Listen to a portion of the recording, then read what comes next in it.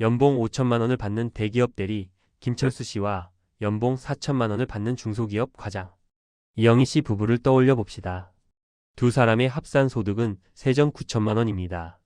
주변에서는 둘이 합쳐 거의 1억이니 금방 부자 되겠네라며 부러워합니다. 하지만 이 부부의 실상은 어떻습니까? 매달 카드 결제일이 되면 통장 잔고는 신기루처럼 사라집니다. 철수 씨 부부는 더 넓은 집으로 이사하기 위해 무리하게 대출을 받아 연끌을 했습니다. 두 명의 소득이 있으니 원리금 250만 원 정도는 충분히 감당할 수 있다고 믿었죠. 아이가 생기자 양가 부모님이 도와줄 형편이 안 되어 입주 도우미를 고용하거나 비싼 영어 유치원에 보냅니다. 여기에 매달 들어가는 보육 비용만 200만 원이 넘습니다. 두 사람 모두 퇴근이 늦다 보니 저녁은 늘 배달 음식이나 외식으로 해결합니다. 몸이 힘드니 주말에는 보상 심리로 백화점에 가고 스트레스를 풀기 위해 연 1회 해외여행은 필수라고 생각합니다. 자, 계산기를 두드려 볼까요? 세금을 떼고 나면 부부의 손에 쥐어지는 돈은 월 650만 원 남짓입니다. 여기서 대출 상환 250만 원, 보육비 200만 원을 빼면 200만 원이 남습니다. 두 명의 교통비, 통신비, 보험료, 그리고 식비와 생활비를 빼고 나면 결과는 충격적입니다. 이 부부의 순저축액은 영원에 수렴합니다. 심지어 비상금이 없어 마이너스 통장을 쓰기도 하죠.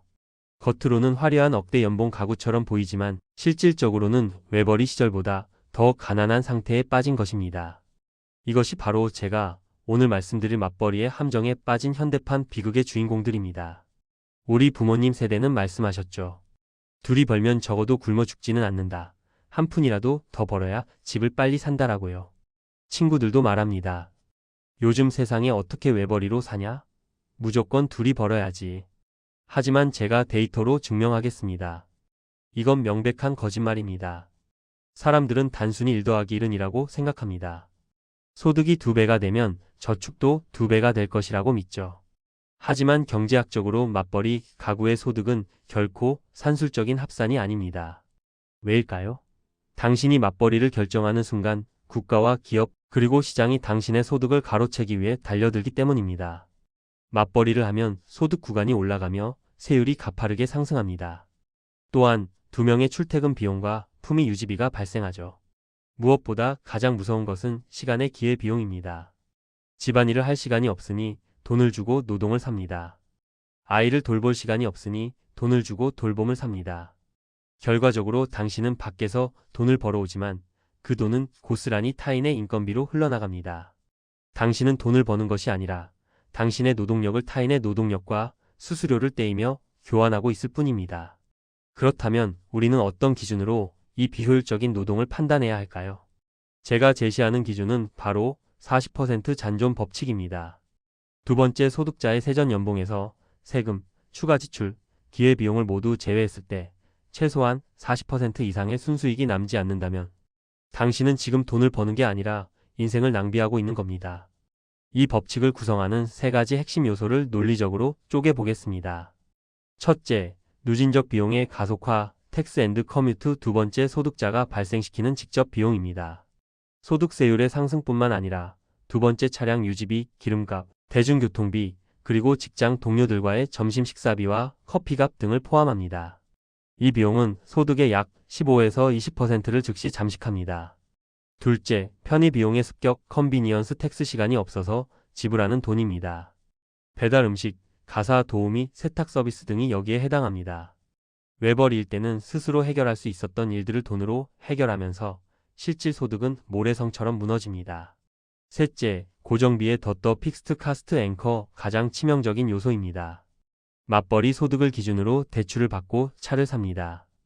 이 구조는 유연성을 완전히 박살냅니다. 한 명이라도 아프거나 회사를 그만두면 가게 경제가 즉시 파산하는 구조, 이것이 맞벌이의 가장 큰 위험 요소입니다. 이 법칙을 실제 사례에 대입해 보겠습니다. 어떤 가구가 이득이고 어떤 가구가 손해일까요? A 사례, 고효율 맞벌이, 남편 500만 원, 아내 500만 원을 법니다. 아내의 직장이 집에서 가깝고 양가 부모님이 육아를 전적으로 도와줍니다. 추가적인 보육비가 거의 들지 않고 아내는 소득의 70%를 저축할 수 있습니다. 이 경우는 40% 법칙을 상회하므로 반드시 맞벌이를 유지해야 합니다. 자산 형성 속도가 외벌이보다 3배 이상 빠릅니다. 비살의 함정에 빠진 맞벌이 남편 400만 원, 아내 250만 원을 법니다. 아내의 월급 250만 원 중 보육비로 150만 원이 나갑니다. 아내의 출퇴근비와 품위 유지비로 50만 원이 추가로 지출됩니다. 남는 돈은 50만 원입니다. 하지만 맞벌이를 하느라 저녁마다 시켜 먹는 배달 음식이 월 60만 원입니다. 결국 아내는 돈을 벌기 위해 매달 10만 원씩 적자를 보며 노동을 하고 있는 셈입니다. 이것은 경제적 자살 행위입니다. 시살의 전략적 외벌이 남편 500만 원을 법니다.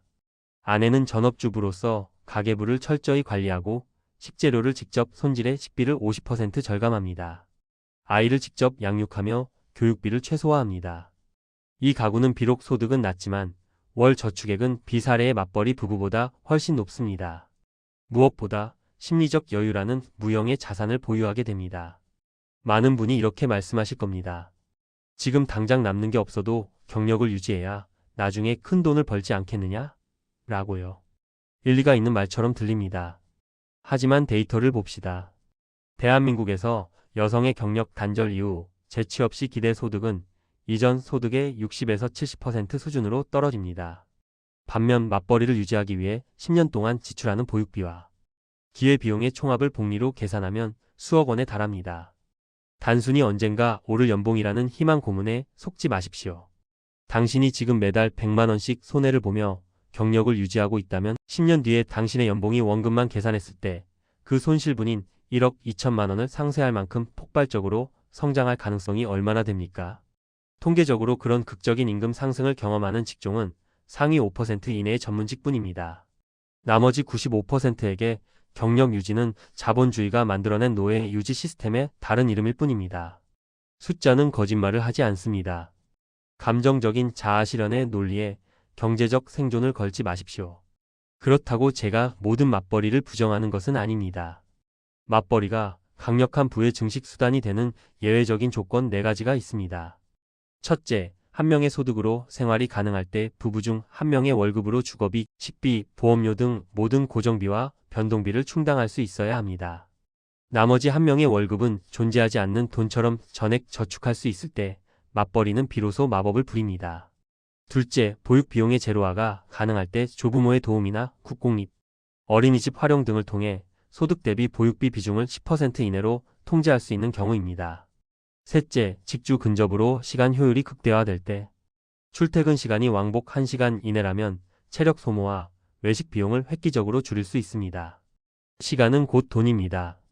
넷째, 전문직 또는 고소득 직종일 때 한 명의 소득이 가구 전체의 편의 비용을 지불하고도 압도적인 흑자를 기록할 만큼 높다면 경력 유지는 그 자체로 거대한 자본 가치를 가집니다. 자, 이제 감정은 접어두고 계산기를 꺼내십시오.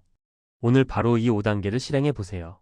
순수 소득 계산 부부 각각의 세후 월급에서 출퇴근 비용 기름값, 대중교통, 점심값을 뺀 진짜 소득을 적으십시오. 맞벌이 유발 비용 산출 맞벌이를 하기 때문에 추가로 발생하는 비용학원비, 도우미 비용, 배달 음식 증가분, 가사 대행 서비스를 모두 합산하십시오. 한계 이익률 확인 두 번째 소득자의 소득 마이너스 맞벌이 유발 비용을 계산해 보세요. 이 금액이 그 사람 소득의 40% 미만이라면 당신은 지금 적자 노동 중입니다. 고정비 다이어트 맞벌이 소득을 기준으로 설정된 대출 원리금과 보험료를 외벌이 소득 기준으로 재조정할 수 있는지 검토하십시오. 소득의 격리 오늘부터 한 명의 월급은 아예 없는 돈으로 치고 자동 이체를 통해 즉시 저축 계좌로 격리하십시오. 이것이 불가능하다면 당신의 가계는 이미 심각한 위기 상태입니다. 우리는 흔히 열심히 살다 보면 언젠가 좋아지겠지라는 서사 내러티브에 자신을 가둡니다. 하지만 자본주의는 냉혹합니다. 당신의 노력이나 헌신에는 관심이 없습니다. 오직 당신의 통장에 남은 숫자 넘버즈만이 당신의 자유를 증명할 뿐입니다. 맞벌이라는 이름의 화려한 덫에서 빠져나오십시오. 소득의 절대 액수에 취해 실질 소득이 깎여 나가는 것을 방치하지 마십시오. 때로는 한 걸음 물러나 지출을 통제하고 시간을 확보하는 것이 무의미한 노동의 쳇바퀴를 돌리는 것보다 100배는 더 빠른 부자의 길입니다.